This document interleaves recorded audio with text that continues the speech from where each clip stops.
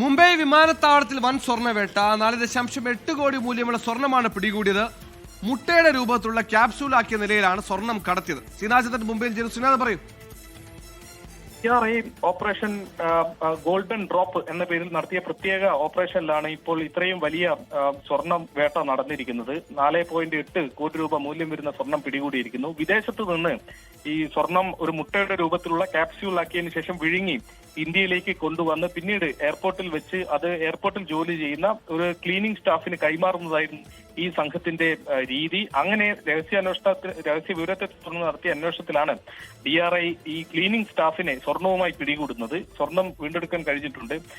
ആണ് ഇത് കൈമാറിയത് എന്നതിനെ കുറിച്ചുള്ള വിവരങ്ങളൊക്കെ ഇനിയിപ്പോൾ ക്ലീനിങ് സ്റ്റാഫിൽ നിന്ന് ലഭിക്കേണ്ടതുണ്ട്. നിലവിൽ അവർ പരസ്പര വിരുദ്ധമായ ചില മൊഴികളാണ് നൽകിക്കൊണ്ടിരിക്കുന്നത് എന്നതാണ് മനസ്സിലാക്കുന്നത്. അവരെ ഇപ്പോഴും പോലീസ് കസ്റ്റഡിയിൽ ചോദ്യം ചെയ്ത് വരികയാണ്.